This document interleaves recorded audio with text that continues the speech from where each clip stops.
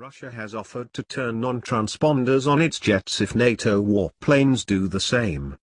The proposal comes after a series of close calls over the Baltic skies. Russia has proposed risk reduction measures in the Baltic region, where crowded skies have led to several close calls and sparked worries over an accident, NATO's chief said Wednesday.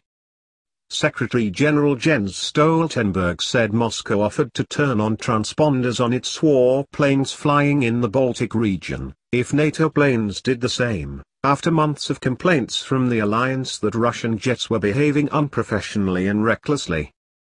Allies will study this proposal carefully but want more details, Stoltenberg said after a meeting of the NATO-Russia Council, a dialogue forum that brings together Russia and 28 NATO ambassadors.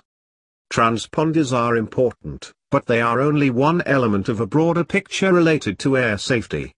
The basic thing is safe behavior, to fly in a safe and professional way, Stoltenberg said. The NATO-Russia meeting was only the second in 2 years after dialogue was largely severed and relations between the West and Moscow dove to their worst level since the end of the Cold War due to the Ukraine crisis. We had an open and frank atmosphere in the meeting but we didn't agree, Stoltenberg said after the talks. Allies and Russia have profound and persistent disagreements on Ukraine. There was not a meeting of minds today, Stoltenberg said. NATO upped jet patrols over the Baltic region following Moscow's annexation of Crimea and support for rebels in eastern Ukraine, which has caused concern of Russian irredentism in Poland and the 3 Baltic states. NATO has accused Russia of provocations along its border and violations of NATO countries' airspace.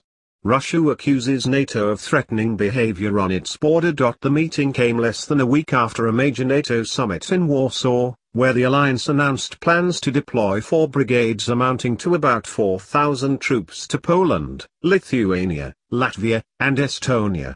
NATO also took control of a US-built missile defense shield that Russia views as hostile. Russia's NATO ambassador Alexander Grushko said after the meeting on Wednesday that the alliance's policies were threatening and destabilizing. The measures on the eastern flank are not justified. They are excessive and counterproductive, Grushko said. The direction in which NATO is moving in military terms is very worrisome, he said. It takes us back to the Cold War, he said. Russia is not a threat to the alliance, he said, adding his country would take measures to ensure its security and defense.